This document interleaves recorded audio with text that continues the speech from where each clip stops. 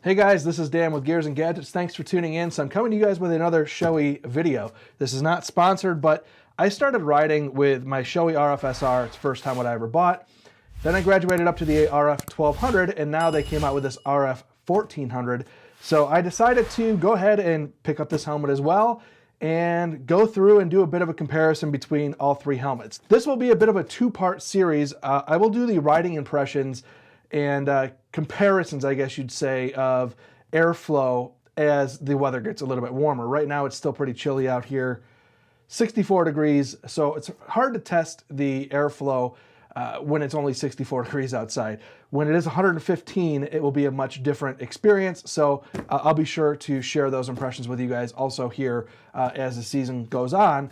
But for this video, what I wanted to do, I wanted to compare the RF-1400 to the 1200 as far as getting all of my motovlogging setup transferred over to, well, the 1400. So let's go ahead and unbox the 1400 and just kind of see what we have here. And here you see you have the Pinlock Evo, your chin skirts, the lubrication for the face shield, and some instructions. So we'll grab that, toss that here for now. And then you have the helmet itself inside the little helmet bag. So there you can see the RF-1400. I do wear an XXL because I have a giant melon. Now these two helmets, the RF-SR and the RF-1200, use the CWR face shields, and the RF-1400 now has this new CWR F2, which has a greater field of view.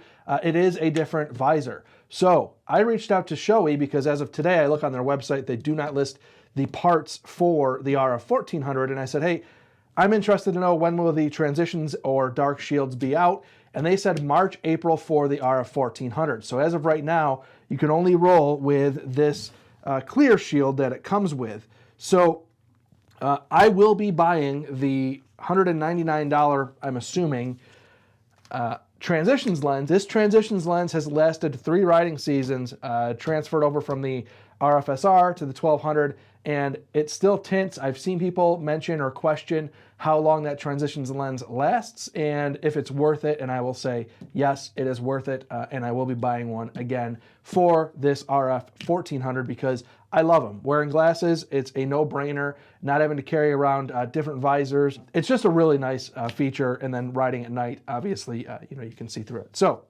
why did I buy the RF-1400 if I already have the 1200? The answer is ventilation. The RF-SR, you can read online, people kind of go back and forth about which one's better. Some people critique the RF-1200 for not having as good a ventilation as the RF-SR. Personally, I didn't really see a big difference. Again, I ride in some very hot temperatures here in Arizona, 110, 115, and I still stuck with the RF-1200. I will say maybe the RF-SR does have a slight edge in ventilation, but not enough for me to swap back. I think the build quality in the 1200 was far superior and felt better on my head. I just liked it better, so I stuck with it. So now it seems to me that Shoei is basically giving you the best of both worlds, the premium fit and finish of the 1200, the ventilation potentially of the RF-SR, and kind of combining it all into the 1400. I am very excited about this because, again, I loved the 1200. One thing I will test is to see how well this vents with the rear not being a closable vent. That is similar to the RF-SR. The RF-SR also has no ability to close off the rear vents, and I never had any issues with that, and I don't anticipate having any issues with the 1400 the same. Now with the 1200, you do have this ability to close off the rear vents, as a lot of people say, and I totally agree with. When you're riding, you really can't tell which one was opened, which one was closed. It was really kind of a pain to figure that out. Some people have mentioned that was a problem with the front, not knowing if it was open or closed, but that one I never had an issue with. Occasionally you just kind of look over in the mirror if you do get kind of turned back and forth, and you can figure that out. That is the differences basically between the ventilation of these three helmets. Again, you kind of just combine all of the ventilation, and you also potentially just add more with this larger center ventilation here. You can see on the RF-SR you have these 2 intakes here, and then an intake down at the chin. And on the RF-1200, you have 2 intakes up top and then 1 in the center. Here you have 2 up top, and you actually have 2 in the center. So you go from 2 on the RF-SR to 3 on the RF-1200 to 4 on the RF-1400.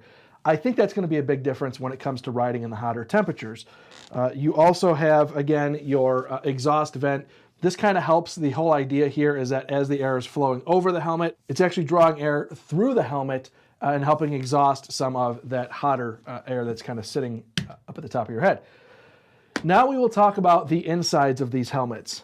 This is where you can see a difference in, I guess you could say finishes, but the premium feel. This is a textile kind of thing. You can feel it, but I can assure you this is a very premium feeling helmet. Now, this is the RF-1400. We'll just do the evolution of these helmets. We'll first take a look at the RF-SR, which you can see is, it's pretty rowdy here. This thing got worn pretty good. The cheek pads, again, a really nice helmet. I have no problems with the RF-SR. If you're in the market for any of these helmets, you can't go wrong with any of them. There's only an $80 difference between the RF-SR up to the RF-1400. And I would obviously skip the 1200 at this point, because if you're going to go the difference, it's only like 10 bucks to go to the RF-1400. So this is the interior of the RF-SR. It's nice.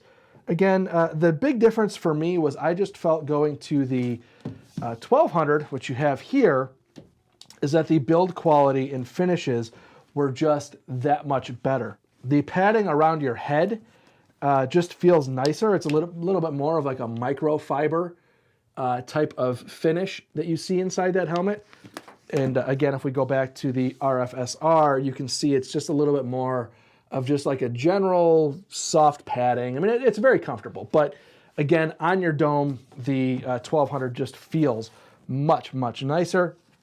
And then of course, going to the 1400, you can see it carries over a lot of that same comfort and premium materials that the 1200 had. So you are getting a much better fit here. One thing that is different, this is a big difference for people that are putting comms in their helmet, and we're going to test this in this video because I'm going to transfer all of my 1200 stuff onto the 1400 and really see what the big difference is. But this side piece here is like a rigid foam, and people are complaining it's hard to get comms on here. And this is the difference maker. You can see that does not exist on the 1200 or RF-SR. You can kind of get it in there a little bit easier. So we'll go ahead and we'll test that right now. But before we test that, I'm going to go ahead and throw this helmet on. Now to the trolls. They exist. The helmets tend to sit a little crooked on my face. There's like a jaw alignment thing going on. I don't know what it is. It's there. But when I toss these helmets on, they don't always tend to line up. Sometimes I do, sometimes I don't. But this helmet here fits really nice. They did change the visor. They did change that visor to locking in the center with an actual button for releasing. They're saying it's supposed to be better for sound, so we'll see how that works. Now, some people are saying the fit on this helmet is tighter than the 1200. I have to almost disagree with that. This actually feels, it feels great. I have no problems with this. Again, 7 5/8 head for a fitted hat. So I have a giant noggin. You can see 7 5/8 for fitted hats. My head is large, and the XL helmets are actually too small for me. So the XXL is what I go with. Again, giant noggin, and Shoei just fits very nice. They are also saying that they will have the additional cheek pads, which I bought for the RF-1200, so that it actually straightens it out a little bit on my head. So what I'll do is run just a slightly thicker cheek pad. I forget which side, but I will do that again for this helmet, just because the trolls like to tee off. And if I can eliminate that, I will. But ultimately, I genuinely don't care. Now I'm just looking at these helmets from a side profile, and I can tell that there's definitely a wider field of view on the RF-1400, which they say there is. And I can't really tell a big difference in shape. It has a little bit more of a sporty, or I guess you'd say aggressive profile, maybe on the rear. Maybe a little bit more sweeping down the top here. It actually has a little more of like a spoiler effect off the rear of the exhaust vent here. But all in, relatively similar shaped helmets. Let's go ahead and pull the comms out of the 1400. And I will also pull all of my motovlogging stuff off of this, and we'll swap that over as well.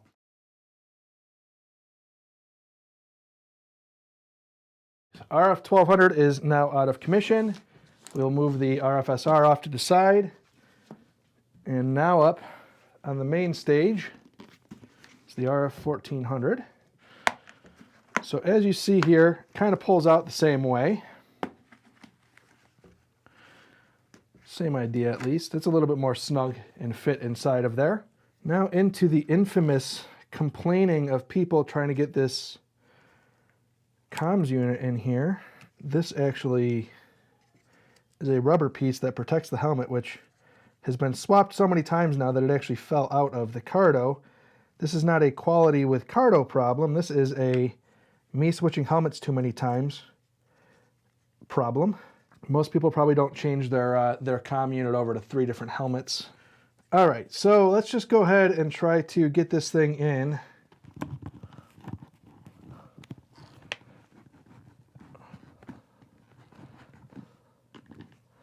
I guess that wasn't that bad.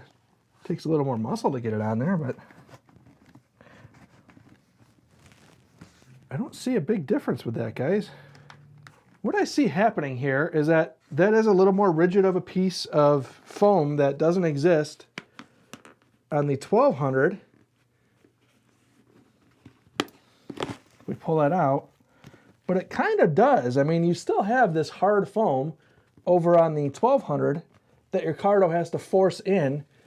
I don't see a big problem with that. The only real difference I see here is that this foam, same kind of idea, rigid hard foam, is covered with this cheek pad, whereas on the RF-1400, it's exposed with this little cutout. So you still have the same type of hard foam. The difference is now it's just going to have to over time settle around that comms unit. Wasn't the easiest thing in the world to do, but we did get it done. And the fit is what the fit is. I'm not going to complain about it. It works. So now next, I'll pull out these little earpieces, tape our speaker in here.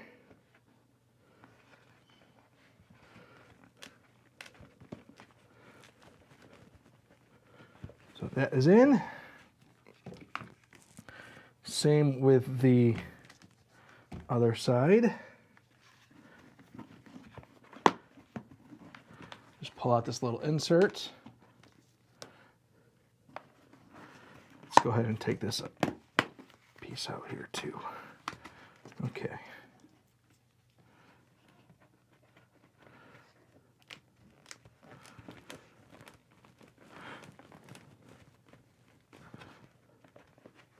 That is in there. Probably have to replace that tape at some point.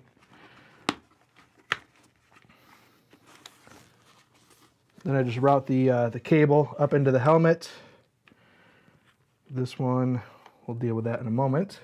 And then for the comms for Bluetooth calls and things like that, I just pop this microphone. Let's see, I want to put this down low. That will be fine. And then what I'll do differently on this one, which I didn't do last time, is put the motovlogging mic on the other side. Last time I ran them on the same side. Pop the cheek pad back in. And then I usually take this piece that might jab the back of your head a little bit and make sure that it's off to the side here and not going to jab you in the head. I will tell you, these snaps are way more positive than what they are on any of the other helmets, for sure.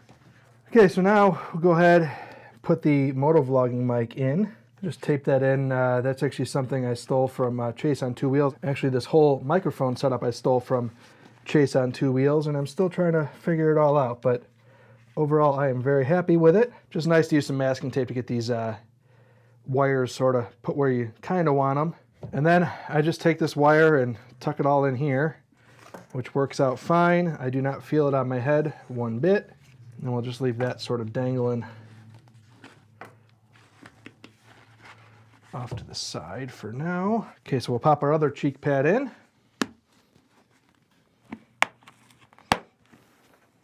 And then with this piece here, what I do is just snap this back in.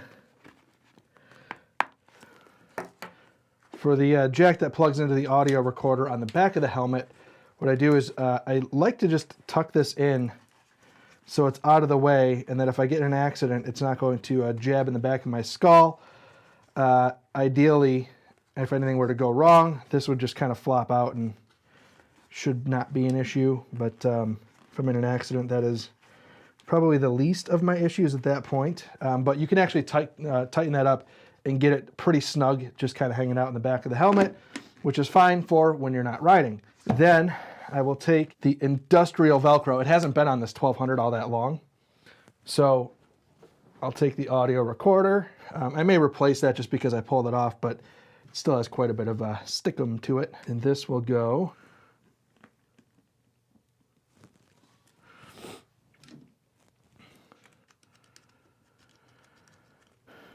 and then I'll take the chin skirt that came with the 1400, pop that in.